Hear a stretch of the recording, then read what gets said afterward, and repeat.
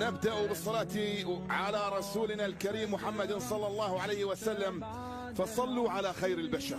اللهم صل وسلم وبارك على محمد عليه أفضل الصلاة والسلام. اللهم ارحم أبي وعوضه عن كل ألم أصابه في الدنيا بالجنة. اللهم اجعل المسك ترابه والحرير فراشا والسندس لباسه، واجعل قبره روضة من رياض الجنة، واجمعني به في جنة الفردوس يا رب العالمين. اللهم ارحمه بقدر شوقنا له، وارحم موتانا واشف مرضانا يا رب العالمين. اللهم انصر إخواننا المستضعفين من أهل فلسطين على الصهاينة المجرمين.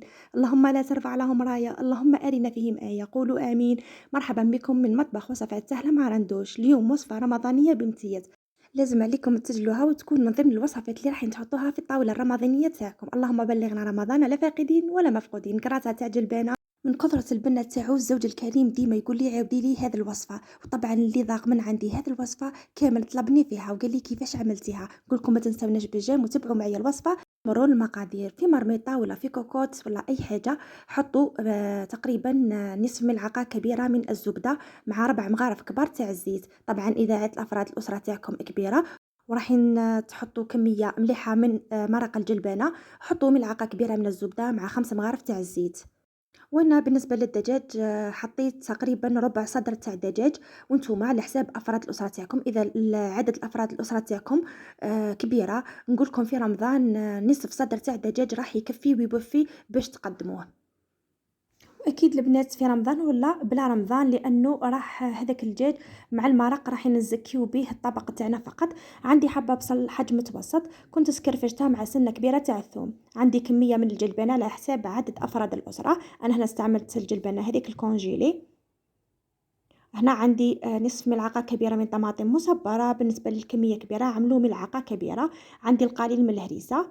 عندي قطعه صغيره من الجمبو به تزيد في البنة تاع لاصوص. هذا مكان تقدروا تستغنوا عليها عادي. اذا عاد الكميه كبيره وحابين تبنوا لاصوص تاعكم والكميه تاع الدجاج قليله، ضيفوا مكعب من الجمبو واستغناو على الملح في الاخير راح تريقلوا. عندي رشه من الملح. عندي القليل من الكمون، الجلبانه نحب فيها الكمون تجي الذوق تاعها ما شاء الله. القليل من الكزبر، شويه من الفلفل الاحمر هكذا به المرقه تاعنا تجي حمراء بصح ما تجيش بزاف البنات. عندي القليل من توابل مشكله تاع الدجاج، ورشه من الثوم بودره، وعندي القليل من الملح. هنا الملح على حساب الرغبه. اذا حطيتوا الجمبو البنات حبه كامله ما تكثروش الملح بزاف هكذا به ما تجيكمش لاصوص مالحه. هنا حطيت كلش بارد في بارد. من بعد شعلت النار على نار قليله ولا نار متوسطه، ونبدا نقلي في المكونات تاعي جيدا. لازم نقليوهم مليح البنات هكذا باش المكونات كامله راح تطلق البنه تاعها.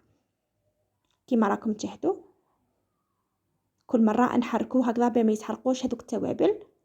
بعد ما شتها تقلت مليح راح نجيب نمرقها بالكميه الكافيه تاع الماء.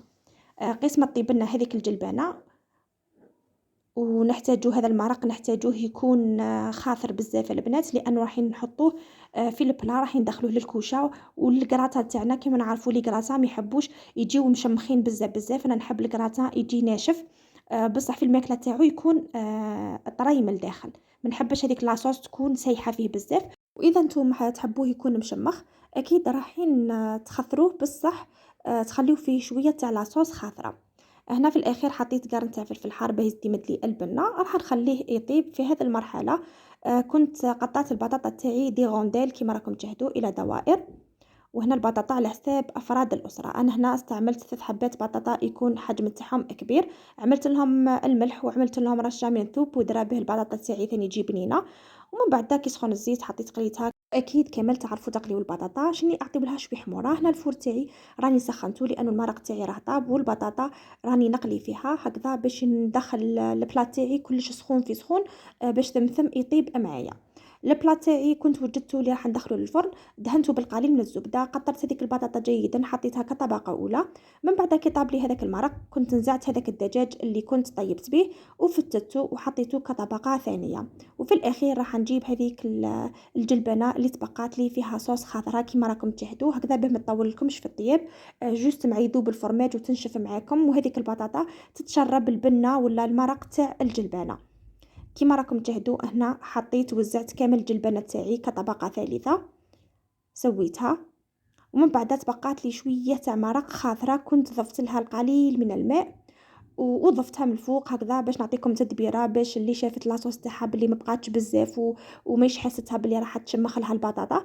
تضيف لها كميه من الماء المغلي قيس ما تولي صوص خاطره، ماشي تقلبوها مايها البنات وتروح لها هذيك البنه. واذا خليتوا هذيك لاصوص بقات لكم اكيد راح تستغناو على هذاك الماء. وفي الاخير راح نحط لها كميه من الجبن المبشور.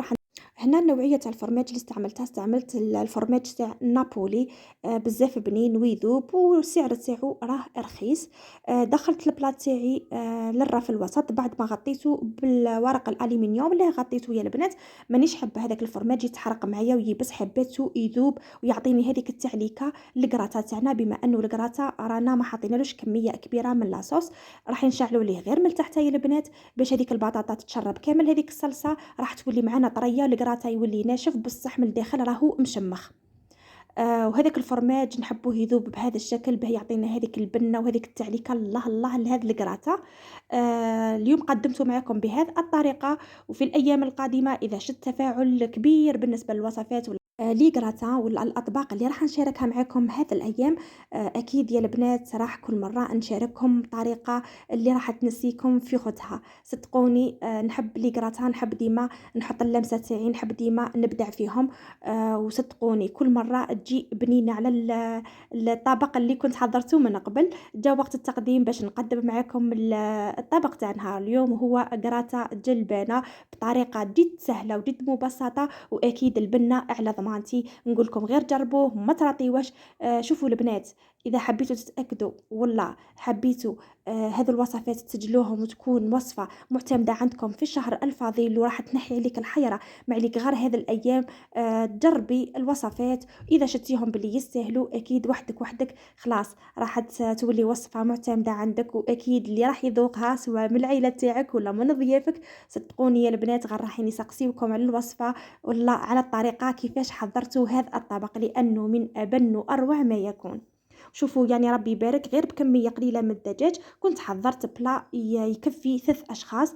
اذا عدت العيله تاعكم كبيره قلت لكم نص صدر تاع الدجاج ومع كميه مليحه تاع البطاطا ومع هذيك الجلبانه. هذو المكونات كامله راح يزكيوا لكم وراح يعطيو لكم طبق يكون ما شاء الله. نقول لكم جربوها يا البنات والله ما راح تندموا. اذا جربتوها ما تنساوش تحطوا لي في التعليقات كيفاش جاتكم. نقول لكم شهيتكم في الجنه.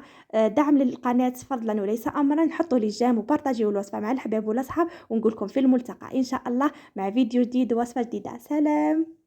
بدونك هذه الحياة فراغ ووحدك من يستحق الحياة. فلطفك إني أتيتك قلبا مضيعا ويسأل حبل النجاة. سريت بروحي فيا سعد روحي وكان هواك بدوني أنا. على كل شيء رأيت وجودك حتى على بسمات الشفاه. وفي الماء لما أردت الشراب وفي الزهر لما تنام شذاه. وفي الشمس حين أضاءت جمالا وفي البدر حين أنار دجاه.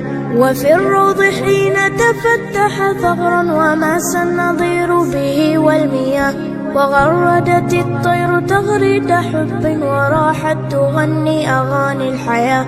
رأيتك نورا مبينا أزاح الحجاب أنار طريق السرى. وفي الأفق حين تلاقى الغمام وجاد بهطل يروي الفلا.